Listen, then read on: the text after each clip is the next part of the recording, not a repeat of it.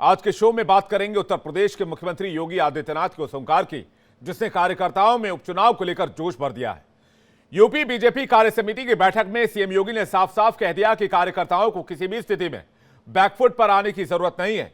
योगी के इस बड़े बयान के बाद सियासी गलियारे में हलचल शुरू हो गई है। आज चर्चा इस पर करेंगे, लेकिन सबसे पहले आप एक रिपोर्ट देखिए।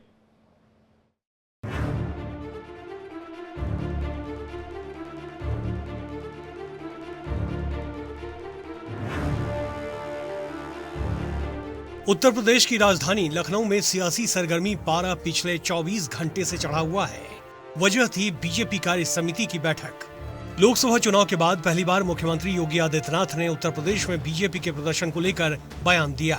उन्होंने बीजेपी कार्यकर्ताओं को साफ साफ संदेश दिया है कि कार्यकर्ताओं को बैकफुट पर रहने की जरूरत नहीं। भारतीय जनता पार्टी के कार्यकर्ता को किसी भी स्थिति में बैकफुट पर आने की आवश्यकता नहीं है, किसी भी स्थिति में नहीं है, क्योंकि आपने कार्य किया है। आप विपक्ष में थे, जनता के मुद्दों को लेकर लड़ते थे। आज जब सरकार में थे तो याद करिए, उत्तर प्रदेश के अंदर सुरक्षा का ये वातावरण आपको आज देखने को मिल रहा होगा।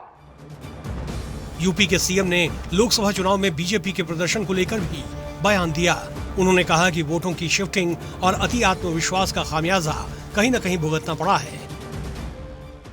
और कहीं पर जब हम लोग ये मान करके चलते हैं अति आत्मविश्वास में कि हम तो जीत ही रहे हैं, तो स्वाभाविक रूप से वहां पर कहीं न कहीं हमें खामियाजा भी भुगतना पड़ता है। और वह अति आत्मविश्वास कहीं न कहीं हम लोगों को जहां चोट पहुंचाने में, उस विश्वास पर खरा उतरने में, उन अपेक्षाओं पर खरा उतरने में, जहां कहीं न कहीं उस विश्वास पर कहीं न कहीं चोट पहुंची, वहीं साथ ही साथ जिस विपक्ष ने चुनाव के पहले हिम्मत हार करके बैठ गया था, वो आज फिर से उछल कूद करने का कार्य कर रहा है। वहीं उत्तर प्रदेश के डिप्टी सीएम केशव प्रसाद मौर्य ने भी साफ साफ कहा कि संगठन सरकार से हमेशा बड़ा होता है। मैं सदा कहता था और आज इस प्रदेश कार्य समिति में मैं संगठन के वरिष्ठता हमारे देश के और प्रदेश के नेतृत्व के सामने कह रहा हूं, संगठन सरकार से बड़ा है। संगठन से बड़ा कोई नहीं होता है। संगठन सरकार से बड़ा है, बड़ा था, बड़ा रहेगा। इसी बैठक में बीजेपी अध्यक्ष जेपी नड्डा ने एक बड़ा संदेश दिया है। उन्होंने कहा कि आत्मविश्वास के साथ आत्मचिंतन भी जरूरी है कि हम सब लोगों को अपने आत्मविश्वास हमेशा अपने साथ रखना चाहिए और आत्मविश्वास के साथ साथ आत्मचिंतन भी लगातार करना चाहिए। कोई बाहर वाला हमको नहीं बताता, हमें खुद मालूम है हमें क्या करना है। इसलिए हमारा विश्वास भी न डगमगाए और हमारी चिंतन की प्रक्रिया भी लगातार चलती रहे, इसका हमको ध्यान रखना चाहिए। लोकसभा चुनाव के बाद हुए इस मंथन में सीएम योगी ने कार्यकर्ताओं से प्रदेश में होने वाले 10 सीटों पर उपचुनाव और 2027 के विधानसभा चुनाव में सक्रिय रहने की नसीहत दी। 10 की 10 उपचुनाव फिर से भारतीय जनता पार्टी अपने पक्ष में करने में सफल हो। एक एक कार्यकर्ता को अपना अभियान मान करके फिर इस अभियान के साथ जुटना पड़ेगा। जो 14, 17, 19, 22 पंचायत चुनाव, नगर निकाय चुनाव, उपचुनावों में बना रहा यही मोमेंटम 2027 में भी बनेगा। यह हमारा संकल्प आज से होना चाहिए। इस बैठक में विपक्ष को लेकर भी उत्तर प्रदेश के मुख्यमंत्री ने कार्यकर्ताओं को नसीहत दी है। उन्होंने कार्यकर्ताओं से सोशल मीडिया पर ज्यादा से ज्यादा सक्रिय रहने के लिए कहा है। साथ ही अफवाह फैलाने वाली खबरों के तुरंत खंडन पर भी जोर दिया कि जो षड्यंत्र हो रहे थे, जिस षड्यंत्र की आशंका दिखाई दे रही थी, उस षड्यंत्र को करने में वे विदेशी ताकतें और विरोधी सभी सफल हो गए। उस भारतीय जनता पार्टी के कार्यकर्ता को क्या ये नहीं देखना चाहिए कि सोशल मीडिया में क्या कुछ चल रहा है, और उस अभियान के साथ जुड़ना, उसको देखना, उसका खंडन करना। साफ है कि इस बैठक में बीजेपी अध्यक्ष, डिप्टी सीएम और सीएम योगी ने अपने अपने बयानों के जरिए कार्यकर्ताओं और विरोधियों को बड़ा संदेश दिया है। Bureau report, India daily. BJP नतीजों को लेकर मंथन कर रही है तो विपक्ष मजे ले रहा है। कांग्रेस और समाजवादी पार्टी कह रही है कि बीजेपी के नेता घबरा गए हैं।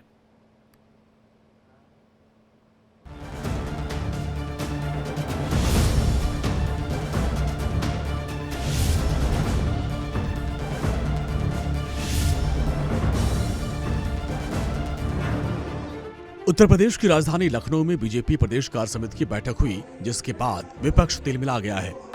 इस बैठक में कांग्रेस और समाजवादी पार्टी पर जमकर निशाना साधा गया।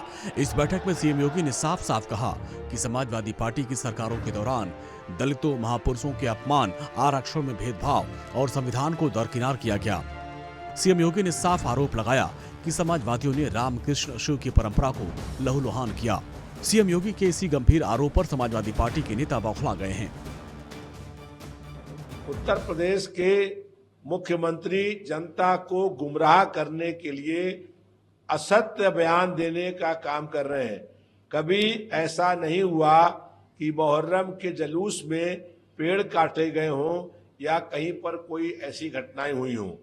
जनता के मुख्य मुद्दों पर बोलने को तैयार नहीं है। भारतीय जनता पार्टी के विधायक और पूर्व मंत्री कह रहे हैं कि उत्तर प्रदेश में बहुत अधिक भ्रष्टाचार है और 27 में फिर से अब भाजपा सरकार नहीं बनेगी। सीएम योगी ने इस बैठक में इशारों में विरोधियों को साफ साफ मैसेज दिया कि 2027 में यूपी में बीजेपी की सरकार बनेगी और जो लोग उछल कूद करने की कोशिश कर रहे हैं उन्हें दोबारा उछल कूद करने का मौका नहीं मिलेगा। संगठन जिसको तय करे उसके साथ खड़ा होकर के प्राणपण से जुट करके कमल चुनाव चिन्ह को विजयी बनाने के संकल्प के साथ अगर हम आगे बढ़ेंगे तो आपका भी सम्मान होगा, सर्वत्र सम्मान भी मिलेगा। और जो लोग उछल कूद करने का कुत्सित प्रयास कर रहे हैं, मुझे लगता है इनको दोबारा उछल कूद करने का अवसर ही नहीं मिल पाएगा। इस जोरदार हमले के बाद कांग्रेस टेंशन में आ गई है। कांग्रेस अब इस बैठक की जगह पर सवाल उठा रही है। आप कार्य समिति बी राममनोहर लोहिया विधि विश्वविद्यालय मना रहे हैं, क्या है? कहते हो पार्टी विद डिफरेंस। यही है पार्टी विद डिफरेंस कि पार्टी और शिक्षण संस्थाओं को आप जो उसमें जाकर राजनीति का पूरा केंद्र बना रखा है आपने, तो निश्चित तौर से ये पूरी तरह से घबराहट है, परेशान है। और इनको अब आप जनता, प्रदेश की जनता इनको पूरी तरीके से नकार चुकी है। आपने उसका परिणाम देखा और उसी का परिणाम है कि दिन प्रतिदिन ये गिरते जा रहे हैं और जनता इनको नापसंद कर रही है। सीएम योगी समेत बीजेपी के तमाम कद्दावर नेताओं का विपक्ष पर इस तरह से हमले से निश्चित तौर पर बीजेपी कार्यकर्ताओं का हौसला बढ़ेगा, साथ ही इसका असर आने वाले उपचुनाव पर भी देखने को मिलेगा। Bureau report, India daily. इस पर बातचीत करने के लिए हमारे संवाददाता अनूप श्रीवास्तव हमारे साथ जुड़ रहे हैं, साथ ही साथ वरिष्ठ पत्रकार हर्ष रंजन भी हमारे साथ जुड़ रहे हैं। हर्ष जी, आपका बहुत बहुत स्वागत है। मैं आपके पास आऊं उससे पहले मैं अनूप का रुख करना चाहूंगा। अनूप, यूपी बीजेपी के अंदर अभी तक तो दबी जुबान बात की जा रही थी कि सब कुछ ठीक नहीं है, खटपट है, लेकिन आज तो ये खुलकर पिछले 2 दिन के इस बैठक में एक तरह से सामने है। बिल्कुल विवेक, बिल्कुल। अगर आपको याद हो तो केजरीवाल जब पिछली बार जेल से बाहर आए थे तो उन्होंने एक बयान दिया था कि जैसे ही इनकी सरकार बनेगी, मोदी की सरकार, वो योगी को उत्तर प्रदेश से हटा देगी। मुझे लगता है उस बयान की गूंज जो है कल इस मीटिंग में सुनाई दी। आप चाहे केशव प्रसाद मौर्य का बयान सुन लीजिए, आप चाहे भूपेंद्र चौधरी का बयान सुन लीजिए जो प्रदेश अध्यक्ष हैं, हर तरफ से ये लग रहा है एक इस मीटिंग में जो बयान सामने आए हैं और इस मीटिंग में जिस तरह के स्वर उभर कर सामने आए हैं, उससे ये लगता है कि एक नैरेटिव तैयार किया जा रहा है और एक खास पार्टिकुलर आदमी को बलि का बकरा बनाने की तैयारी हो रही है या ऐसे प्रयास किए जा रहे हैं। और वो आदमी है उत्तर प्रदेश के मुख्यमंत्री योगी आदित्यनाथ, जिन्हें इस हार के बहाने अब जो है साइडलाइन करने की पूरी कोशिश की जा रही है। और उन नेताओं के द्वारा जो खुद अपना चुनाव हार चुके हैं, एक नैरेटिव तैयार किया जा रहा है। अगर मैं बैकग्राउंड की बात करूं आपसे, तो उत्तर प्रदेश में शुरू से ही पावर के 4 सेंटर रहे हैं। 3 से 4 सेंटर अगर मैं आपको बता दूं, मैं नाम बता देता हूं, केशव प्रसाद मौर्य, ब्रजेश पाठक, सीएम योगी आदित्यनाथ और राज्यपाल आनंदीबेन पटेल। तो शुरू से उत्तर प्रदेश में बीजेपी जो है वो पावर सेंटर जो है वो बटा रहा और खुलकर वो आज़ादी बीजेपी के नेताओं को कह लीजिए या मंत्रियों को कह लीजिए, वो आज़ादी नहीं मिली जो वो चाहते थे। लिहाजा इसी वजह से आप देखिए कि इस मीटिंग में एक बार भी ये नहीं कहा गया कि कैंडिडेट गलत चुनने की वजह से हमारी हार हुई या कैंडिडेट गलती चुनने में हमें गलती हुई, क्योंकि कैंडिडेट योगी ने नहीं चुने थे, कैंडिडेट यूपी बीजेपी ने नहीं चुने थे, कैंडिडेट चुना गया था। हो सकता है इनका एक लोकतांत्रिक प्रक्रिया हो इनकी कैंडिडेट को सेलेक्ट करने में, लेकिन अल्टीमेटली वो फाइनल दिल्ली से हुए थे, आला कमान से हुए थे। तो लिहाजा आप कल इस मीटिंग में सुन लीजिए, किसी आदमी ने इस बात को पॉइंट आउट नहीं किया कि कैंडिडेट चुनने में भी हमसे गलती हुई। सोशल मीडिया को कहा गया, नैरेटिव संविधान के बारे में कहा गया और कार्यकर्ता नाराज है इसके बारे में कहा गया। खासकर ये जो तीसरा है कार्यकर्ता, कि कार्यकर्ताओं को लेकर जो है एक तरह से प्रहार करने की कोशिश की जा रही है और ये कहा जा रहा है कि योगी सरकार का जो जिला प्रशासन है या शासन है, प्रशासन है, वो कार्यकर्ताओं की नहीं सुन रहा है, कार्यकर्ताओं की उपेक्षा कर रहा है। आज मैं 1-2 टीवी चैनल भी देख रहा था, उसमें अब इनके सहयोगी दलों ने भी आवाज उठानी शुरू कर दी है। तो एक तरह से एक नैरेटिव तैयार करने की कोशिश की जा रही है, जिसकी झलक कल हमें इस मीटिंग में दिखाई दी है। अनूप, लेकिन आपने कहा कार्यकर्ता नाराज है, ये लाइन निकलकर सामने आई, यही तो वो लाइन है।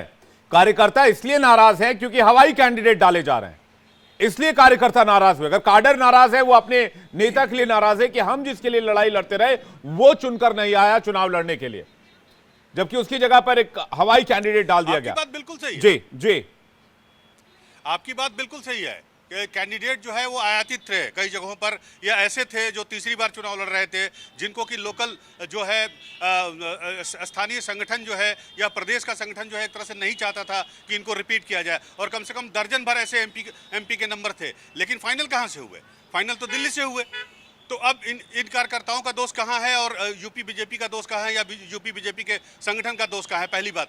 दूसरी बात, जो नैरेटिव फैलाने की कोशिश हो रही है कि कार्यकर्ताओं की नहीं सुनी जा रही है, कार्यकर्ताओं का काम नहीं हो रहा है, थाने में भ्रष्टाचार है, तहसील में भ्रष्टाचार है, इनके अपने नेता कह रहे हैं। तो ये जो है एक तरह से योगी प्रशासन पर प्रहार करने की कोशिश की जा रही है। जी ठीक है अनूप, आप हमारे साथ बने रहिएगा। विपक्ष को लेकर मैं आपसे सवाल पूछूं, लेकिन इससे पहले मैं हर्ष रंजन जी का एक रिएक्शन चाहता हूं, चूंकि वो उत्तर प्रदेश की राजनीति पर लगातार नजर बनाए हुए, देश की राजनीति पर भी नजर रखते हैं। हर्ष, आप कैसे देख रहे हैं इसे? अगर आप इस पूरे 2 दिन के इस कार्यशाला को देखेंगे, नेताओं के बयान को देखेंगे, अलग अलग राय को देखेंगे, अगर पूरे सिनारियो को देखा जाए तो क्या उत्तर प्रदेश के बीजेपी के अंदर की अंदरूनी लड़ाई सामने आ चुकी है?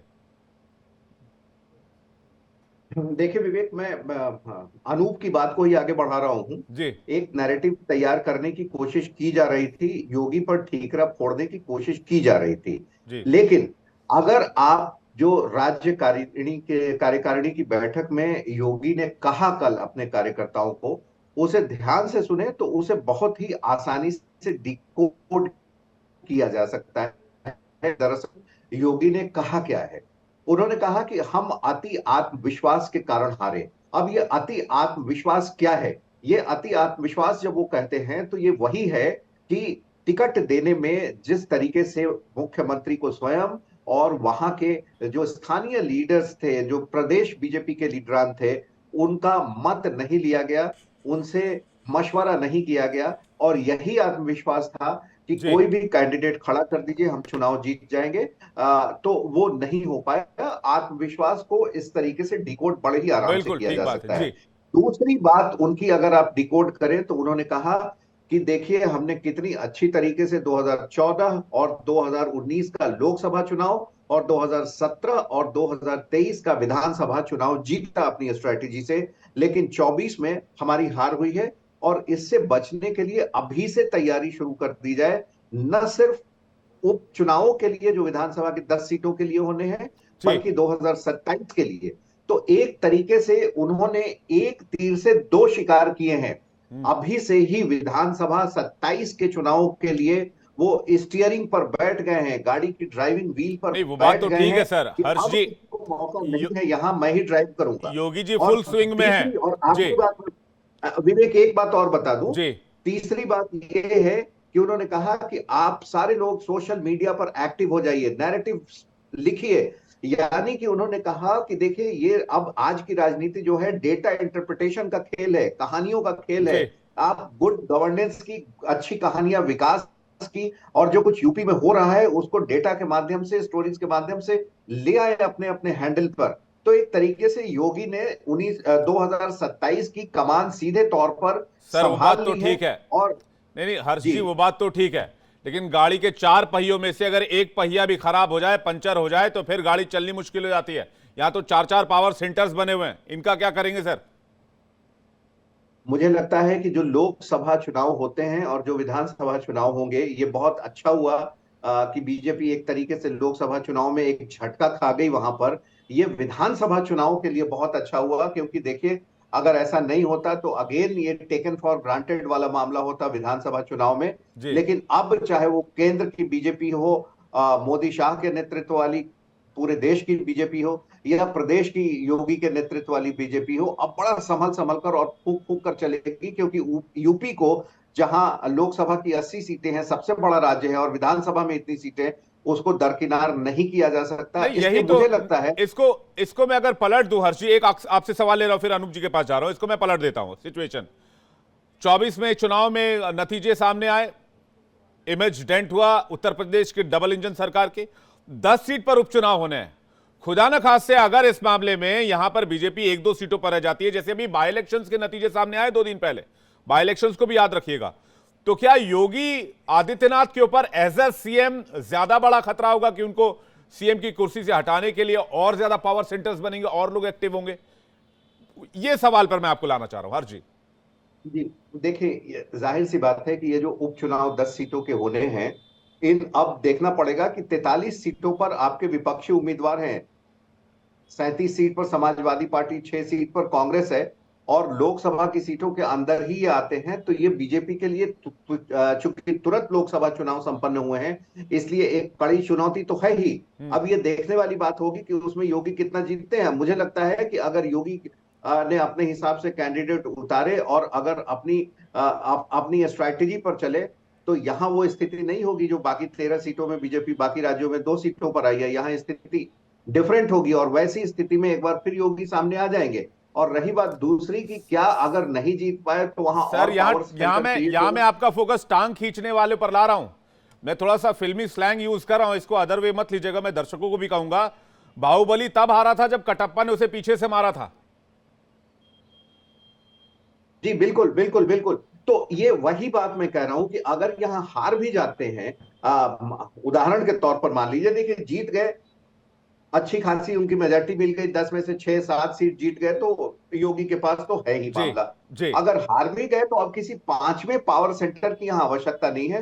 मुझे लग रहा है विवेक कि अब विधानसभा चुनाव में ये पावर सेंटर का सिकुड़ाव होगा, और वो 4 से मुझे लगता है कि 1 या 2 पे आएगा। 1 या 2 इसलिए कह रहा हूं कि थोड़ा बहुत खींचतान, खास करके उत्तर प्रदेश जैसे बड़े प्रदेश में तो चलता ही रहता है। लेकिन चलिए देखते हैं, आप जो प्रिडिक्ट कर रहे हैं कि जो एंटी योगी पावर सेंटर्स है, क्या वो नॉर्मलाइज होते हैं या फिर वो डाइल्यूट होते हैं कि नहीं होते हैं, उपचुनाव में इसका पता चल जाएगा। अनूप के पास जा रहा हूं। अनूप, डबल चैलेंज है अगर इस लिहाज से देखा जाए तो। एक तो विरोधी तो चैलेंज है ही, समाजवादी पार्टी सबसे बड़ी पार्टी बन चुकी है। दूसरा चैलेंज ये है कि जो आपको अपने लोग कंट्रोल करने की कोशिश कर रहे हैं या आपको सेटबैक देने की कोशिश कर रहे हैं। बिल्कुल बिल्कुल, यह निश्चित रूप से योगी आदित्यनाथ के सामने ये एक बड़ी चुनौती है कि गहरे सूत्र बाद में निपटेंगे, पहले अपनों से कैसे निपटें।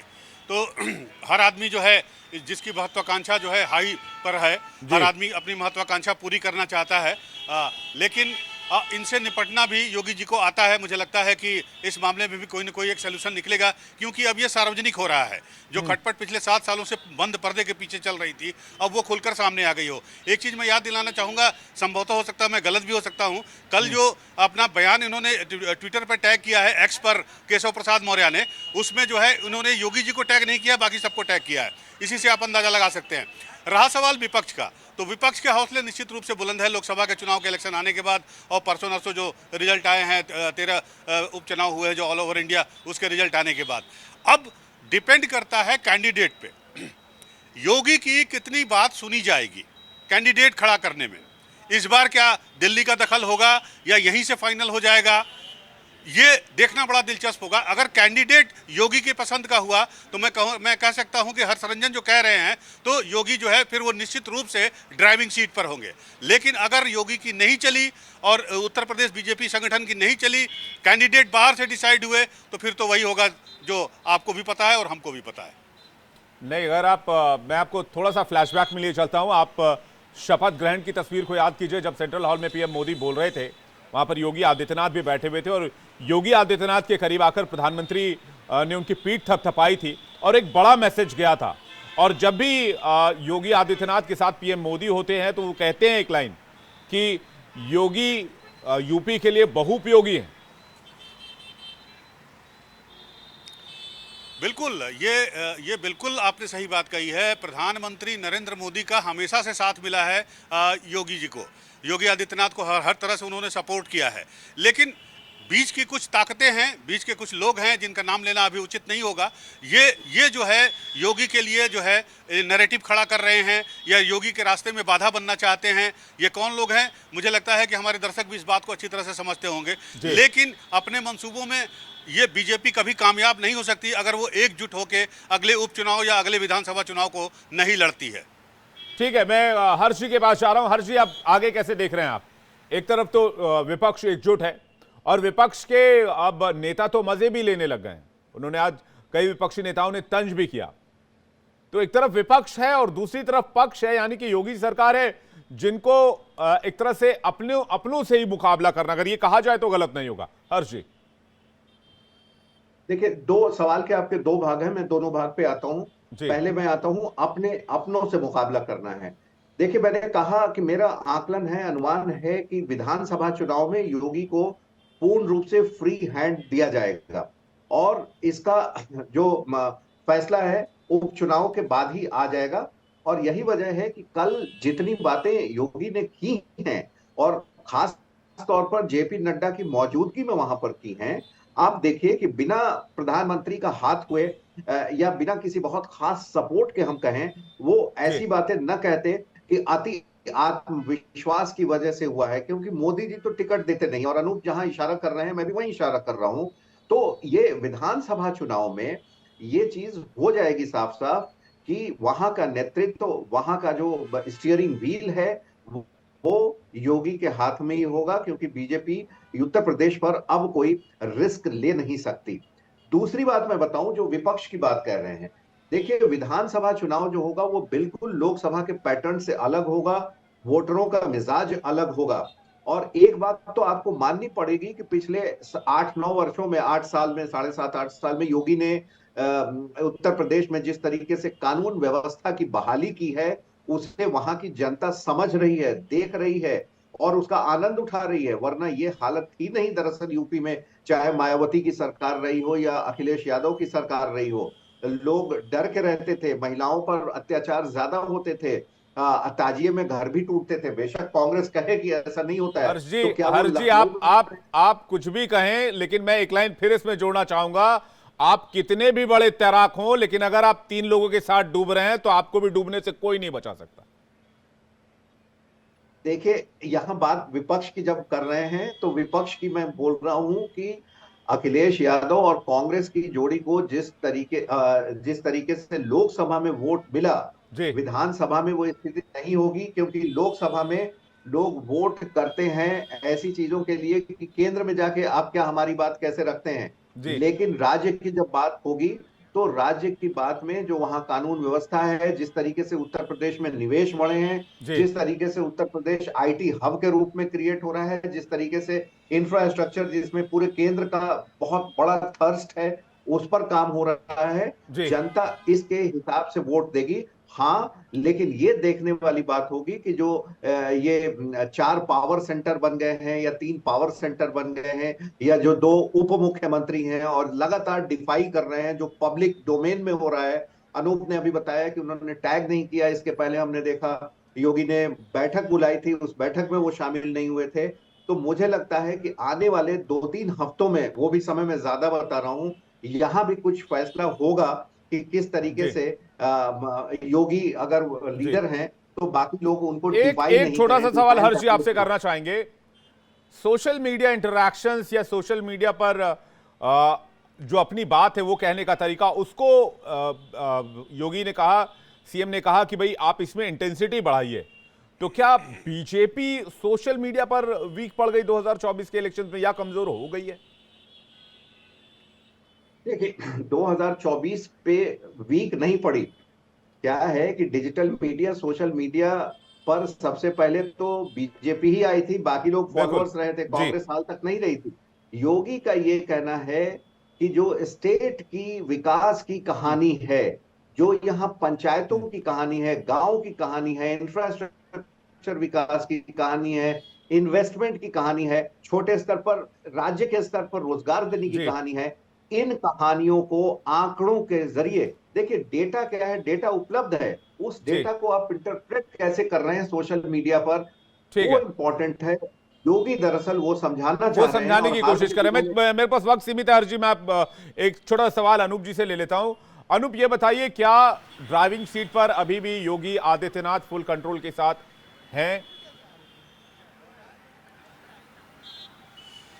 देखिए, अभी तो हैं और मुझे लगता है कि वो आगे भी रहेंगे, बिल्कुल ड्राइविंग सीट पर रहेंगे, क्योंकि योगी के साथ इस वक्त आज की तारीख में किसी तरह की छेड़छाड़ अगर होती है, जो कि ऐसी उम्मीद बहुत कम है, तो वो बैकफायर करेगी बीजेपी के लिए, कम से कम उत्तर प्रदेश में। हर्ष रंजन एक बात कह रहे थे लॉ एंड ऑर्डर को लेके, निश्चित रूप से योगी जी के साथ ये एक सबसे बड़ा प्लस पॉइंट है, लॉ एंड ऑर्डर। आज पूरे उत्तर प्रदेश में, चाहे पश्चिम को देख लीजिए, चाहे पूरब को देख लीजिए, कहीं भी आपको ऑर्गेनाइज्ड क्राइम नहीं मिल रहा है देखने को। तो ये एक बहुत बड़ा एसेट है आम पब्लिक के लिए बड़ा सुरक्षा का माहौल है।